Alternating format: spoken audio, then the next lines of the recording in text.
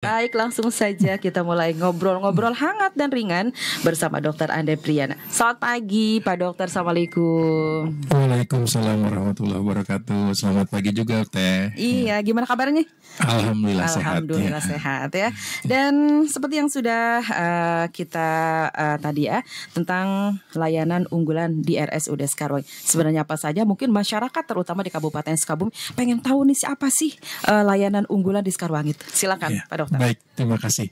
Jadi Rumah Sakit Sekarwangi adalah rumah sakit tipe B. Kita adalah satu-satunya rumah sakit tipe B di Kabupaten Sukabumi. Artinya memang kita adalah pusat rujukan untuk rumah sakit tipe di bawahnya, yaitu tipe C dan tipe D di Kabupaten Sukabumi. Gitu. Mungkin kalau di kota itu ada Rumah Sakit Samsudin ya, Rumah Sakit Bunut, itu juga adalah rumah sakit tipe B, jadi sama dengan Rumah Sakit Sekarwangi.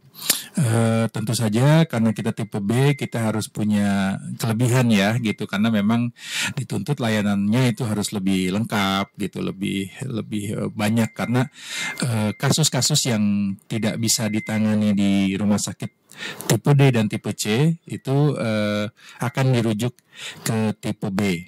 Nah, jadi kami berusaha memang semenjak kami naik kelas ke tipe B ini, jadi untuk melengkapi layanan-layanan yang dibutuhkan oleh masyarakat, sehingga apabila ada kasus-kasus tertentu yang membutuhkan layanan canggih atau yang kasusnya mungkin tidak bisa ditangani di rumah sakit tipe D dan tipe C, kami bisa menerima, tidak harus masyarakat itu ke kota, ke Bunut ataupun ke Bandung, bahkan ke Jakarta ya, gitu, seperti sebelum-sebelumnya. Tentu saja memang kami belum seluruhnya lengkap, tetapi ya alhamdulillah lah sudah banyak progres, sudah angka rujukan itu sudah semakin kecil ya, gitu, yang yang dirujuk ke luar, gitu, ke selama ini ya memang alhamdulillah memang masih bisa ditangani oleh kami. Dan memang dari sisi kepercayaan masyarakat juga, kami juga memang kadang-kadang tuh masyarakat tuh enggan untuk dirujuk, sehingga ya kami juga memiliki tanggung jawab moral dan ya juga pemicu semangat kami juga untuk memenuhi ekspektasi masyarakat supaya kami bisa melayani dengan secara paripurna. Nah, layanan rumah sakit pada umumnya memang ada layanan poli rawat jalan, terdiri dari berbagai macam poli, kemudian juga rawat inap. Kita ada 370 tempat tidur dan kita akan bergerak ke arah 400 tempat tidur, karena memang ternyata dengan 370 itu masih belum bisa tertampung ya, gitu, karena memang ternyata yang berobat ke kami itu semakin hari semakin banyak. Contoh kasus Idul Fitri kemarin, biasanya menjelang Idul Fitri itu standar ya, rumah sakit di mana-mana kosong, gitu ya. Sekarang? Pada minta pulang. Sekarang kayaknya tidak ada bedanya. Betul. Antara bulan menjelang Lebaran, sesudah Lebaran apalagi, gitu ya. Makin kesini makin meningkat. Kasus-kasus yang banyak memang ke akhir-akhir ini ya memang dari anak ya, gitu, ya, anak, kemudian juga jantung, Bu, ya, gitu, dan juga saraf ya, kolesterol, gitu. Kolesterol mungkin ya, termasuk. betul, memang penyakit-penyakit akibat itu ya, makanan setelah Lebaran Idul Fitri, ya, gitu, betul. Idul Fitri. Jadi ya itulah, jadi memang kita akan berusaha untuk menambahkan kapasitas. Kemudian juga dari BPJS kan sekarang ada aturan untuk ya memang sebenarnya aturannya sudah lama ya. Jadi setiap dokter itu ada kuota, Bu, ya. Jadi satu dokter itu hanya dalam 1 jam itu hanya boleh memeriksa maksimal 10 pasien. 10 pasien. Iya. Itu dibatasi. Betul. Untuk jadi, pasien apa aja itu? Untuk seluruhnya, Bu. Untuk seluruh pasien, untuk seluruh dokter ya, gitu. Jadi satu dokter hanya dalam 1 jam itu maksimal hanya boleh melayani 10 pasien. Sehingga kalau misalnya praktek dokter itu 6 jam ya 60 pasien maksimal. Sedangkan kan pasien kami sebenarnya lebih dari itu, gitu. Makanya ya secara bertahap kami akan berusaha menambah dokter juga Bu ya gitu. Dan memang sudah banyak sekarang ya. Sekarang poli jantung itu hampir setiap hari itu dua poli, dokter Sanggam dan dokter Karina praktek berbarengan. Kemudian ada di masih ranah jantung juga poli kardiovaskuler dokter Ari juga seminggu 3 kali. Jadi jantung itu bisa sampai 3 Bu, 3 poli sehari. Sama dengan anak.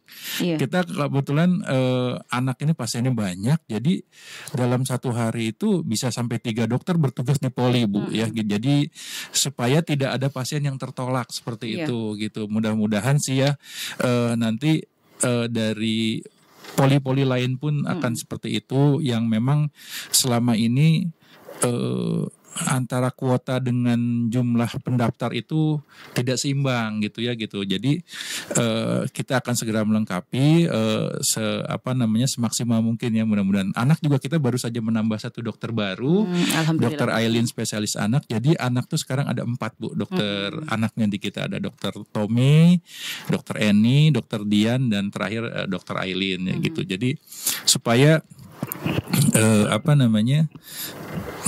tidak kehabisan kuota lah gitu. Nanti mungkin bagian-bagian lain juga insya Allah secara bertahap ya Bu ya gitu. Nah sekarang mengerucut ke layanan unggulan. Apa sih bedanya tadi Teteh mengatakan dengan rumah sakit lain. Jadi kita memang ada beberapa layanan yang ya kami boleh sedikit berbangga. Jadi itu hanya ada di Rumah Sakit Sekarwangi. Yang pertama yang saya akan sedikit jelaskan adalah kita itu ada poli bedah vaskuler. Poli bedah vaskuler itu ya untuk penyakit pembuluh darah ya Bu ya, penyakit pembuluh darah. Ini memang untuk sementara se-Kabupaten Kota Sukabumi sampai Cianjur hanya kita yang punya poli bedah vaskuler. RS Karwangi. Hanya RS Karwangi yang punya. Jadi kita nggak perlu jauh-jauh kemana. Nggak perlu. Dan memang kasus-kasus yang berat pun sudah bisa ditangani di Sekarwangi melalui operasi ya Bu ya gitu. Ada penyakit pembuluh darah besar di perut, kemudian ya kalau kasus-kasus standar seperti varises dan sebagainya itu kita sering ya dan juga membuat akses untuk cuci darah. Jadi kan memang untuk cuci darah itu membutuhkan akses pembuluh darah ya Bu ya. Nah itu tadinya kami untuk membuat akses pembuluh darah tersebut harus mengirim pasien ke Bandung. Nah sekarang dengan adanya poli bedah vaskuler, nah kita sudah melakukan, bahkan dari rumah sakit lain yang belum bisa melaksanakan pembuatan akses pembuluh darah ini ke kita sebelum dicuci darah di tempatnya masing-masing. Jadi nih poli bedah vaskuler ini satu-satunya di Sukabumi Cianjur, dan kita ada 2 dokter spesialis bedah vaskuler, yaitu dokter Dani dan dokter Wisnu. Nah untuk dokter Dani itu prakteknya setiap hari Senin, dan dokter Wisnu itu setiap hari Rabu. Nah, untuk jadwal operasi sih biasanya memang menyesuaikan ya Bu ya dengan perjanjiannya seperti itu.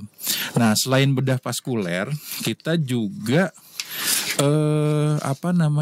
memiliki keunggulan dalam masalah pelayanan urologi nefrologi, yaitu adalah penyakit saluran kemih ya Bu ya, penyakit ginjal dan saluran kemih. Jadi kita memiliki layanan cuci darah atau hemodialisa yang buka setiap hari, 2 shift, pagi dan sore, dan juga sito. Kalau sito itu dibutuhkan kapanpun kami siap gitu. Jadi walaupun belum ada shift malam, belum 24 jam kita buka untuk hemodialisa atau unit cuci darah ini, tetapi kalau bisa ada untuk kasus emergensi kapanpun kita bisa layani gitu ya gitu. Kemudian masih di urologi nefrologi ini kita ini ada layanan ESWL. Jadi ESWL itu adalah suatu alat atau metode untuk memecah batu ginjal tanpa melalui operasi. Itu bisa? Bisa di sini gitu. Ya tentu saja memang mungkin ukurannya yang tidak terlalu besar ya gitu. Kalau misalnya yang besar mungkin harus menjalani operasi. Nah, apa namanya? Kita ini untuk ukuran batu-batu tertentu ya yang mungkin menengah ke kecil gitu ya, atau kecil ke menengah itu bisa dilakukan penembakan lah istilahnya itu dengan apa namanya? Gelombang elektromagnetik ya gitu, apa namanya, melalui alat ESWL tersebut. Jadi pasien itu disuruh berbaring miring sesuai posisi ginjal gitu ya, kemudian dilakukan penembakan selama kurang lebih 1 jam. Itu gitu sakit ya. nggak?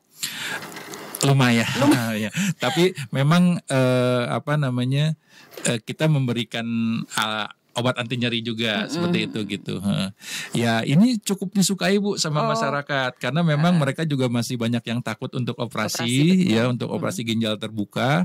Jadi apa namanya, ini sangat membantu gitu dan memang tingkat keberhasilannya alhamdulillah begitu banyak gitu. Jadi harapannya itu batu yang kecil itu menjadi sangat halus dan bisa keluar melalui Urin. pipis gitu ya, melalui urin betul. Mungkin gitu. itu apa ukuran-ukuran tertentu. Betul yang ya, Bu. bisa apa cara tadi penembakan itu. Iya.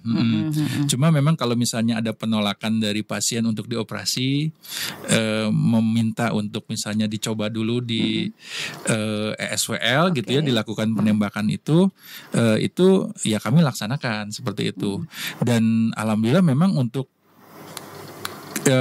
tingkat batu yang menengah lah gitu ya Bu ya, yang tidak terlalu besar itu bisa. Jadi bertahap gitu Bu ya.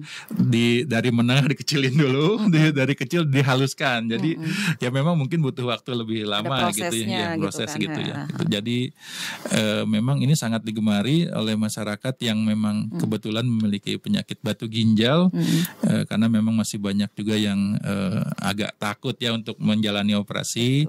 Sehingga apa namanya, dilaksanakan ESWL mereka sangat terbantu ya gitu.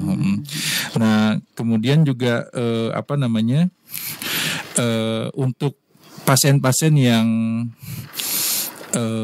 tidak bisa dilaksanakan penembakan oleh ESWL tersebut, harus tetap operasi. Kita juga ada metode operasi batu ginjal itu dengan minimum invasif, artinya tidak terlalu membuka perut itu terlalu besar gitu ya gitu. Kita punya alat-alat canggih sehingga apa namanya, operasi itu bisa tidak usah dilihat dengan mata kepala dokter bedah gitu, tetapi lewat monitor mereka melihatnya itu tangannya bergerak untuk melakukan pemeriksaan, tapi tentu saja karena dibukanya kecil ya apa namanya, mata tidak bisa melihat, kita melihatnya lewat monitor. Jadi mungkin ada kamera yang dimasukkan ke situ sehingga lewat kamera itu, dan itu sudah kita bisa laksanakan di sini gitu. Jadi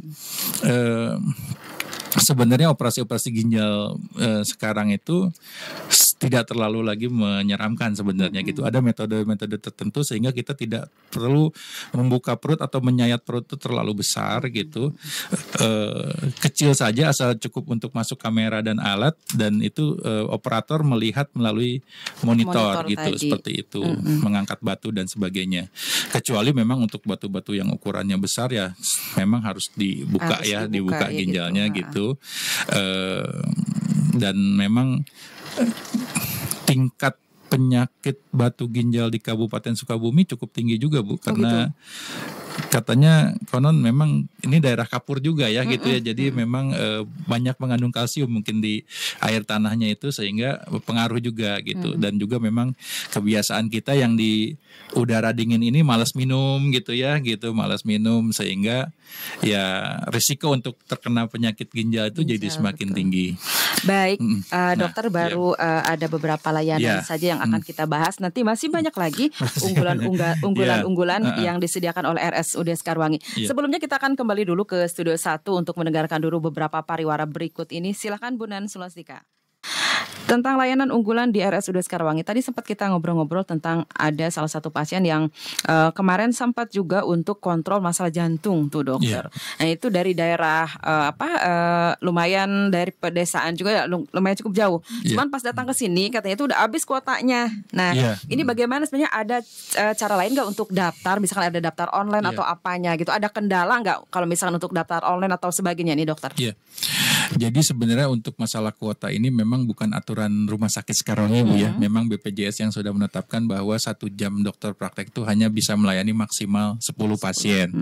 Jadi kalau dia praktek 5 jam ya 50 maksimal gitu. Tapi sebenarnya jujur kalau untuk kemampuan dokter sih berapapun mereka pasti akan periksa ya sebenarnya. Cuman masalahnya aturan yang harus memang kita jalankan gitu. Karena memang kita sudah menandatangani MOU kerjasama dengan BPJS. Jadi kita harus ikutin aturan BPJS seperti itu.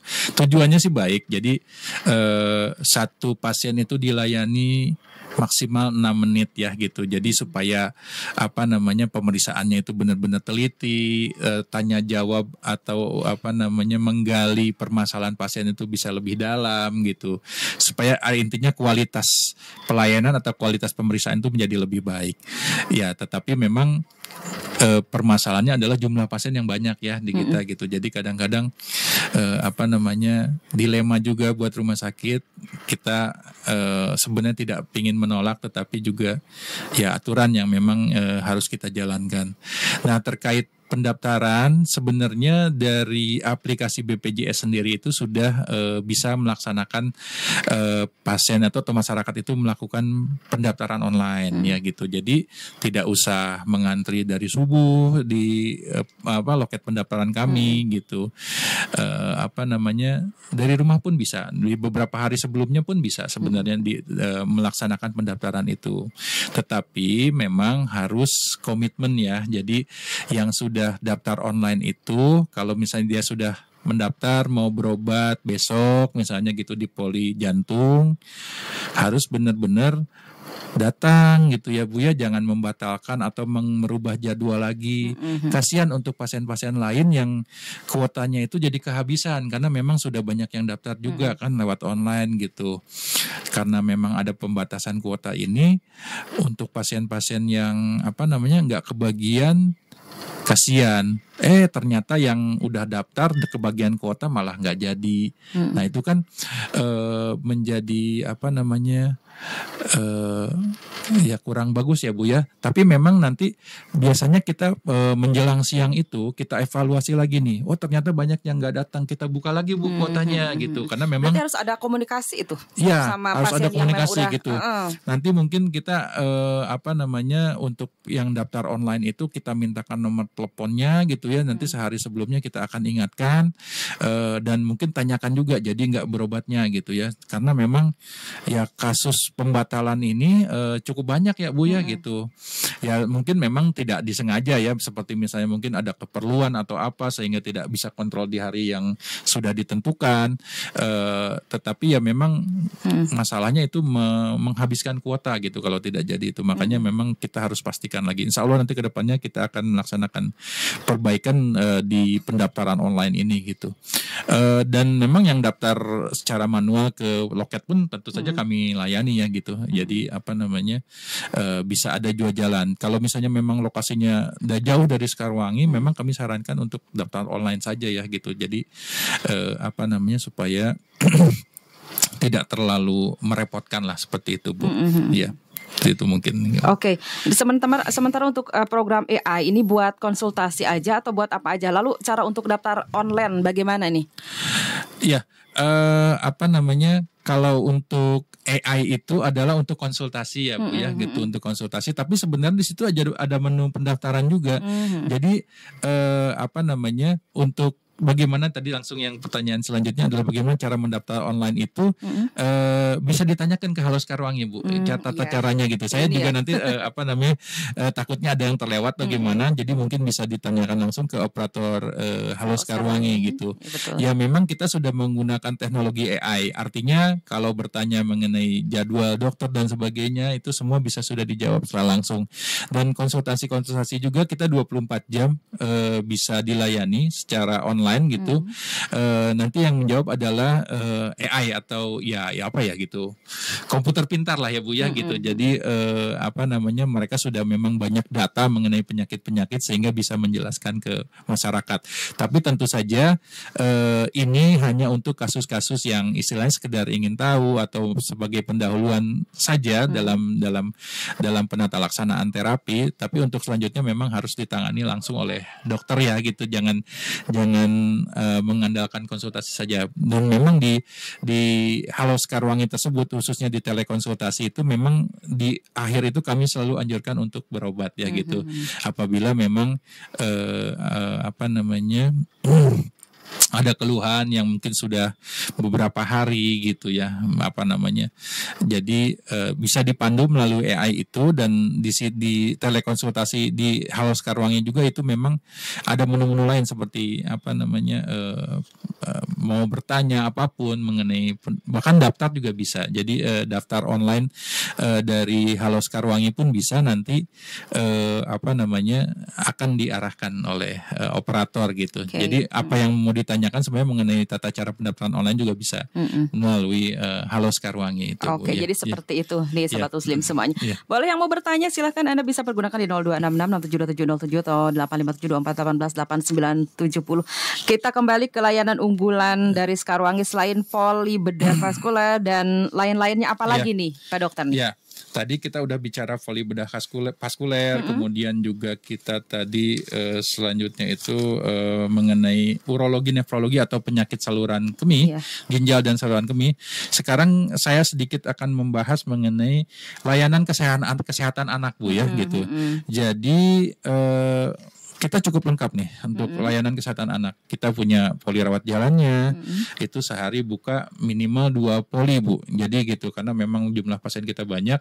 Jadi kita setiap harinya bertugas itu ada 2 dokter ya yang di poli itu. Nah kemudian kita juga punya poli jantung anak. Ini subspesialis. Jadi bukan layanan spesialis lagi, tapi di atasnya lagi lebih spesifik untuk menangani kasus penyakit jantung pada anak. Jadi dia hanya melayani penyakit jantungnya saja, tidak penyakit anak yang lain gitu. Nah itu kalau dokter anak tadi kita ada 4 dokter, dokter Tommy, dokter Eni, dokter Dian dan dokter Aileen. Nah dokter jantung anak ini dokter Liku. Nah ini juga Kabupaten Sukabumi ini baru ada di kita aja Bu gitu ya. Sekarwangi Kabupaten Kota itu dokter Liku itu baru 1 di kita. Jadi untuk kasus-kasus jantung anak ini dokter spesialis anak nanti merujuk ke beliau gitu ya, ke poli jantung anak ini. Nah kemudian kita juga ada layanan talasemi. Talasemi itu adalah penyakit kelainan darah yang apa namanya membutuhkan transfusi secara rutin. Nah gitu. Jadi sekarang itu yang ditransfusi itu tidak harus dirawat gitu. Dia mungkin diobservasi saja sambil dilakukan transfusi. Jadi ditambah darahnya itu, ditransfusinya itu tidak harus menginap, dia mungkin hanya menyelesaikan saja ya, mungkin berapa jam gitu, 4 jam atau 3 jam gitu ya, di ruangan tertentu yang sudah kami sediakan, dilaksanakan transfusi, dan setelah selesai transfusi boleh pulang. Jadi pasien kami juga banyak nih, dan ini memang rutinnya Bu ya, jadi pasiennya apa namanya akan secara rutin berobat ke Sekarwangi terus seperti itu, karena memang penyakit ini terus terang kalau sembuh secara total gitu belum bisa ya gitu ya. Jadi memang rutin memerlukan penambahan darah atau transfusi, karena secara apa namanya di dalam tubuhnya itu terjadi penghancuran sel darah merah itu yang lebih cepat dari biasanya gitu ya. Jadi dia cepat menjadi pucat, anemia gitu, karena sel darah merah itu sudah hancur sebelum waktunya. Ini dikarenakan memang bentuk sel darah merahnya itu yang tidak bulat ya, tidak standar gitu, tidak normal. Jadi seperti bulan sabit bentuk sel darah merahnya itu sepotong. Nah itu memang mungkin oleh tubuh kita dikenali sebagai benda asing atau gimana, atau memang kemampuan bertahannya tidak terlalu lama ya, jadi dia lebih mudah untuk hancur, sehingga secara rutin harus ditambah lagi gitu. Oke. Dan kita juga punya layanan rawat inap dan rawat intensif.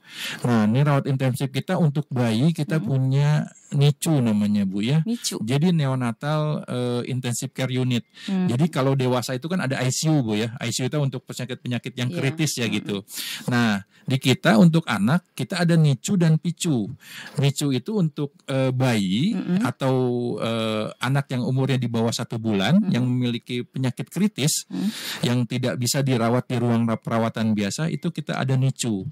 Gitu, yang membutuhkan bantuan napas seperti ventilator atau CPAP gitu, itu ditangani di NICU. Nah, untuk anak yang lebih besar dari umur 1 bulan ke atas sampai 17 tahun itu kita punya PICU. Jadi memang anak itu memang sebaiknya dipisahkan dari dewasa ya Bu ya gitu. Sedangkan anak pun ada yang memiliki penyakit-penyakit kritis gitu ya, ya yang berbahaya lah seperti itu. Jadi tidak ditangani di ICU dewasa, tetapi mereka ada PICU.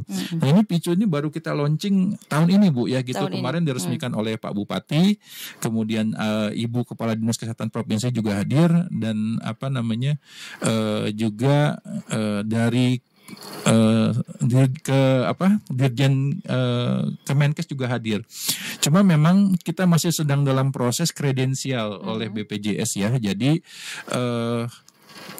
ini tuh memang ada persyaratan-persyaratan tertentu yang kita dalam membuka layanan PICU ini, dan insya Allah semua sudah kita penuhi. Kita tinggal menunggu jawaban dari BPJS apakah ini bisa dilayani oleh peserta BPJS ya, seperti itu. Nah, itu mungkin kalau untuk anak itu Bu ya. Gitu. Iya, ini ada satu pertanyaan yang masuk. Tadi kan penyakit jantung. Nah, apakah ada poliparu anak? Ini kasus paru anak tinggi juga di untuk Sukabumi, mulai dari flek dan lain-lainnya. Terus juga terima kasih banyak ini untuk Pak Teten yang ada di Cipandawa. Ini izin bertanya kepada Pak Dokter mengenai proses penggunaan BPJS, mengenai penempatan berlaku di kelas berapa khususnya, apabila rujukan ke RS Karwangi, apabila darurat apa penanganannya, dan ini bisa diutamakan bagi pengguna BPJS. Terima kasih Kang Tete Cipandawa. Satu lagi pertanyaan, berarti ada 2 pertanyaan. Tadi ada 3 ya, tentang paru ya, penyakit paru pada anak. Terus juga untuk BPJS layanan, dan satu lagi untuk jadwal untuk donor darah. Donor darah. Betul. Terima kasih Kang Teten Cipandawa. Silakan Dokter. Untuk anak-anak yang terkena flek atau paru ya, TB gitu, itu memang belum ada dokter khusus paru anak. Ya, kita baru jantung anak. Dan untuk anak-anak yang terkena flek tidak usah khawatir, karena itu bisa ditangani sama dokter anak Bu, dokter spesialis anak. Jadi sama yang 4 dokter tadi, dokter Tommy, dokter Dian, dokter Eni, dan dokter Aileen itu bisa menangani pasien dengan penyakit paru pada anak ya gitu. Jadi sampai sekarang alhamdulillah tidak perlu membutuhkan layanan subspesialis paru anak ya gitu. Cuma memang jangan sampai salah, kalau anak yang terkena flek jangan dibawa ke poliparu. Kalau poliparu itu adalah penyakit paru untuk dewasa.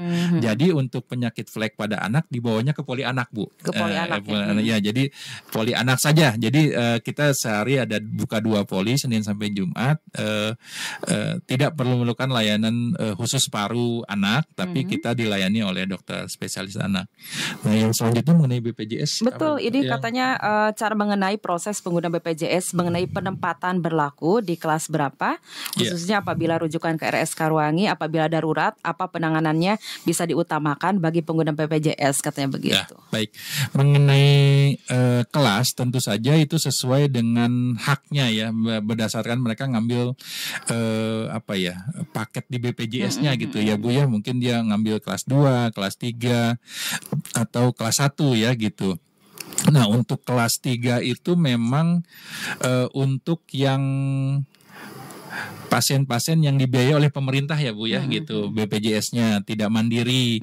Nah itu memang semua ditempatkan di kelas 3. Kalau seandainya kelas 3 penuh dan kelas 2 masih ada tersedia, biasanya kita bisa titipkan di kelas 2 dulu tanpa dikenai biaya tambahan. Tetapi nanti pada saat kelas 3 sudah tersedia, ya pasiennya harus bersedia pindah ke kelas 3 sesuai dengan haknya gitu. Nah itu bisa. Nah untuk yang pasien kelas 2 itu biasanya memang untuk pasien-pasien yang BPJS bayar mandiri ya, mereka yang membayar iuran sendiri, biasanya kita tempatkan di kelas 2 gitu. Nah itu tuh apa namanya sama gitu. Kalau misalnya ada pada saat itu posisi kelas 2 penuh gitu, ya itu bisa kita titipkan ke kelas di atasnya atau kelas di bawahnya. Tentu saja kalau misalnya pasiennya berkenan ya, kalau pasiennya mau gitu. Makanya memang ini kita masih dalam proses nih peningkatan tempat tidur lagi. Nah ya, jadi supaya tidak ada pasien-pasien yang tidak kebagian tempat lagi gitu. Kelas 1 pun sama. Jadi kelas 1 itu apa namanya, biasanya memang mereka sudah apa namanya mengambil paket kelas 1 di BPJS-nya. Tentu saja kita akan layani sesuai haknya. Kecuali memang apabila penuh ya bisa apa namanya dititipkan di kelas yang lain dulu. Nah, mengenai naik kelas, misalnya ada pasien kelas 2 yang pengen dirawat di kelas 1 atau di VIP, itu juga bisa. Tapi sesuai dengan aturan BPJS dia apa namanya dikenakan biaya tambahan fasilitas kelas ya Bu ya gitu. Jadi ada sharing lah di situ, misalnya ada biaya yang harus ditanggung oleh pasien atau keluarga yang itu sesuai dengan aturan yang berlaku di rumah sakit kita. Jadi bisa kalau misalnya pasien K1 mau ke VIP boleh gitu ya gitu. Jadi cuma ada biaya tambahan. Nah, ini biaya sarana kelas saja ya Bu ya. Tapi kalau untuk apa namanya jasa-jasa yang lain tetap free gitu Bu ya. Karena dia sudah menggunakan BPJS. Mau dioperasi apa tidak ada masalah gitu. Karena memang apa namanya itu sudah menjadi hak dia gitu. Ini cuma ada penambahan fasilitas saja. Nah, ya dia mau naik kelas lah seperti itu. Nah, mengenai kegawat darurat tidak usah khawatir. Khusus untuk kasus-kasus gawat darurat tidak usah minta rujukan dulu dari Paskes 1. Tidak usah minta rujukan dari puskesmas atau klinik. Bawa langsung ke UGD Sekarwangi Bu. Jadi apa namanya bisa langsung ya, karena namanya juga gawat darurat. Kita tidak ingin pasien terlambat tertangani. Harus minta rujukan dulu ke Paskes 1. Tentu saja tidak. Jadi langsung bisa ditangani di apa namanya di UGD Rumah Sakit Sekarwangi. Untuk pasien-pasien yang apa namanya BPJS-nya ketinggalan atau gimana, belum bawa BPJS pun mungkin karena panik gitu ya, tidak apa-apa, kita layani. Kegawat daruratan itu prinsipnya kita tangani tanpa harus bertanya soal administrasi. Jadi penanganan yang diutamakan supaya kita apa namanya, biasanya kan kalau penanganan kegawat darurat itu kalau memang yang kritis itu kan kita berpacu dengan waktu juga ya Bu ya gitu. Semakin cepat kita layani, kemungkinan harapan hidupnya menjadi lebih besar. Jadi untuk pasien kegawat darurat tidak usah khawatir, kita tangani gitu ya. Cuma memang ya tidak apa namanya, jangan mengharapkan fasilitas yang sesuai dengan dirawat inap ya Bu ya. Kalau gawat darurat itu namanya juga gawat darurat ya. Jadi kita memang melayani pasien itu sesuai dengan kegawat daruratannya gitu. Kalau untuk pasien-pasien yang mungkin kelihatannya tidak terlalu gawat, ya sebenarnya dianjurkan rawat jalan saja di poli Bu ya gitu. Tetapi kalau kegawatan ya memang ke UGD. Nah gitu. UGD Sekarwangi memang sering penuh juga Bu ya gitu, karena memang pasien yang berdatangan cukup banyak gitu. Kita juga terus menambah kapasitas. Nah, kita menambah kapasitas rawat inap, tapi UGD juga kita tambahkan kapasitasnya Bu gitu. Dan apa namanya, ini tuh kadang kita memang juga terkendala antara jumlah pasien yang datang ke Sekarwangi dengan jumlah pasien yang pulang dari Sekarwangi itu tidak seimbang. Yang pulang itu tidak banyak perharinya gitu ya, karena memang kita harus tangani sampai sembuh kan gitu. Kalau yang datang pasti banyak gitu. Kadang-kadang UGD itu numpuk gitu ya gitu. Kadang-kadang ya ada juga yang komplain ini kenapa lama masuk ruangan dan sebagainya, karena memang ya itu. Jadi kita ada keterbatasan tempat tidur karena memang antara jumlah yang datang dengan jumlah yang pulang itu tidak seimbang. Juga memang ya kita harus menyiapkan pasien itu semaksimal mungkin di UGD sebelum dia masuk ke rawat inap. Jadi memang butuh waktu tuh. Mudah-mudahan setelah dia masuk ke rawat inap itu tinggal tidur lah gitu Bu. Tidak banyak pemeriksaan lagi yang dilakukan di rawat inap sehingga mengganggu istirahatnya gitu. Makanya kita lengkapi dulu data-data di UGD, cek lab, kadang harus di ronsen dulu sebagainya gitu. Dan itu memang membutuhkan waktu. Insya Allah lah kita untuk kegawat daruratan tidak usah khawatir. Apapun kasusnya, apapun kondisi ekonominya, apapun masalah administrasinya itu kita abaikan dulu, kita tangani kegawat daruratannya. Baik, itu dia untuk proses penggunaan BPJS. Untuk donor darah donor darah, dan satu lagi untuk promil. Apa untuk laki-lakinya ada lab khusus di RS Karwangi? Untuk pertanyaan. Oke, iya. Jadi untuk donor darah ya sampai hari ini kita belum bisa melaksanakan layanan donor darah. Donor darah itu masih harus ke PMI ya Bu ya, yang di Cibolang ya, itu di Cibolang. Kita adanya bank darah, artinya kita mendapat suplai darah dari PMI dan itu berdasarkan pesanan kita juga Bu, ya, pesanan kita. Jadi kita membutuhkan banyak golongan darah O misalnya gitu, kita pesan ke PMI. Ada golongan darah yang lain juga seperti itu. Kita stok di bank darah. Di sana ada mesin-mesin pendingin supaya darah itu awet gitu. Nah nanti apabila ada kebutuhan kita gunakan darah itu sehingga pasien tidak perlu keluarga pasien itu tidak perlu ke PMI untuk mengambil darah karena di sini kita sudah ada bank darah. Kecuali apabila memang stok darah di bank darah kita kosong, nah itu memang kita perlu keluarga pasien untuk mendonorkan darah. Nah, masalahnya memang untuk mendonorkan darah ini belum bisa di Sekarwangi karena Sekarwangi itu statusnya adalah bank darah, bukan unit transfusi darah gitu ya. Nah, jadi kita untuk pasien-pasien yang membutuhkan darah, sedangkan stok di bank darah kita kosong itu, kita arahkan mereka ke keluarga pasien yang mau mendonor itu ke PMI Cibolang itu. Nah nanti di sana mereka bisa menghubungi petugas administrasi di sana, katakan saya mau donor untuk pasien ini di Sekarwangi, pasien A, pasien B, pasien C di Sekarwangi. Harus disebutkan seperti itu, kalau enggak nanti dianggapnya donor biasa aja gitu, yang bisa untuk siapapun gitu. Padahal kan ini kita donor khusus untuk pasien yang ada sekarang yang sedang membutuhkan darah gitu.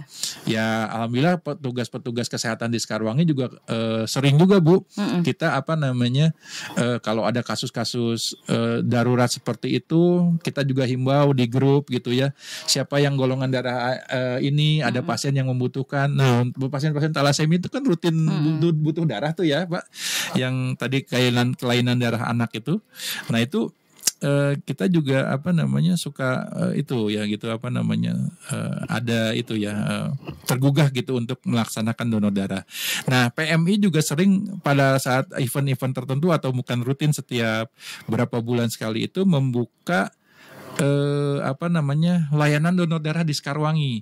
Jadi bisa kalau PMI-nya sedang di sini gitu, sedang di sini dan itu waktu-waktunya tertentu. Nah itu biasanya memang yang mendonor itu karyawan-karyawan Sekarwangi semua gitu, yang menjadi donornya gitu. Nanti diserahkan ke PMI. Nah jadi kita kedepannya sih berharap memang unit bank darah RSUD Sekarwangi itu menjadi unit transfusi darah RSUD Sekarwangi, sehingga yang mau mendonorkan darahnya baik untuk pasien di hari tersebut maupun hanya mendonorkan darahnya saja, tidak untuk pasien tertentu, itu bisa di Sekarwangi. Mudah-mudahan Bu kedepannya kita akan melaksanakan pengembangan seperti itu. Oke. Terakhir untuk pertanyaan sebelum nanti kita lanjut kembali karena memang waktunya sudah mepet. Ini untuk promil apa untuk laki-lakinya ada di lab khusus di Sekarwangi Pak? Insya Allah sudah lengkap Bu ya, pemeriksaan sperma gitu ya di lab kita gitu, konsultasi dengan dokter kandungan kita. Di sana ada Dokter Hendrawan yang paling senior, mantan direktur Sekarwangi juga, ada Dokter Nila, dokter objin wanita di Sekarwangi, dan ada dua dokter objin pria juga, dokter kandungan pria, itu Dokter Yosef dan Dokter Komaini. Nah itu silakan bisa berkonsultasi ya. Jadi memang memang untuk layanan promil ini harus sinergi ya antara suami dan istrinya gitu yang konsultasi. Jadi kadang mitos di masyarakat itu masalah sulit mendapatkan anak itu selalu menyalahkan perempuannya gitu. Tadi padahal ternyata kasus di lapangan itu yang sering bermasalah justru di pihak laki-lakinya ya gitu. Karena memang perempuan itu kan menunggu dibuahi ya Bu ya. Mereka ada sel telur, sedangkan yang sel spermatozoanya itu adalah laki-laki. Jadi kalau perempuan itu memang dia rutin setiap bulan itu akan menghasilkan satu telur gitu ya gitu. Dan itu proses pembuahannya itu yang dia menunggu gitu dari laki-laki. Nah, kadang-kadang hambatannya itu bermacam-macam, seperti misalnya jumlah sel spermanya itu tidak banyak atau sel spermanya itu kurang aktif bergeraknya gitu. Bisa juga memang ada hambatan di perempuan seperti jalurnya terhalang oleh sesuatu misalnya gitu atau apa gitu. Jadi memang dua-duanya harus diperiksa harus gitu. Diperiksa jangan satu.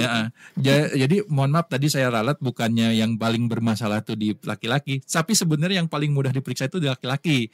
Tinggal spermanya aja yang diperiksa. Kalau perempuan itu kan harus ya organ kewanitaan yang diperiksa ya Bu ya gitu, karena mereka tidak menunggu pembuahan lah seperti itu gitu. Jadi insya Allah lengkap di kita. Jadi nanti konsultasi dulu ke dokter kandungan, kemudian mereka akan memberikan rujukan ke laboratorium apa saja yang harus diperiksa gitu. Untuk pemeriksaan promil sendiri ini bisa pakai BPJS nggak? Promil pakai BPJS insya Allah bisa Bu. Bisa. Ya, bisa. Siap. Jadi itulah pertanyaannya. Kita balik lagi untuk program layanan karena memang waktunya sudah mepet sekali nih dokter. Nah, ini untuk poli mata ya Bu ya. Kita ada Dokter Reza, spesialis mata. Ini satu-satunya dokter yang mendalami masalah retina. Untuk kabupaten, kota, bahkan sampai Cianjur, itu Dokter Reza adalah satu-satunya dokter mata yang mendalami masalah retina. Jadi untuk kasus-kasus penyakit mata yang ada kaitannya dengan retina itu di Sekarwangi sudah bisa ditangani, dan rumah sakit di sekitar itu bisa merujuk ke Sekarwangi apabila ada kendala atau kelainan di retina mata pasien gitu. Kita juga dilengkapi dengan alat-alat canggih, mata itu ada vitrektomi dan sebagainya yang memang menunjang. Nah, karena dokter kita itu adalah dokter yang ahli retina lah, katakan seperti itu Bu ya. Jadi untuk melaksanakan operasinya pun ruang operasinya khusus yang tidak boleh dipakai secara bergantian untuk kasus yang lain. Kan kalau misalnya ruang operasi biasa itu kan ada dokter bedah di situ, nanti gantian ada dokter kandungan mau sesar di situ juga, ada dokter ortopedi akan memasang pen untuk tulang yang patah gitu, segala macam bisa bergantian. Tapi kalau untuk retina itu tidak bisa Bu. Jadi dia harus benar-benar steril dan sterilitasnya harus terjaga, sehingga kita punya satu ruangan khusus di ruang operasi kita itu memang hanya untuk dokter mata gitu, karena memang tidak bisa dicampur dengan penyakit lain atau kasus operasi yang lainnya, dokter yang lainnya, karena memang dia membutuhkan sterilitas yang sangat tinggi gitu ya, seperti itu. Nah, selain itu kita juga ada layanan rehabilitasi medik.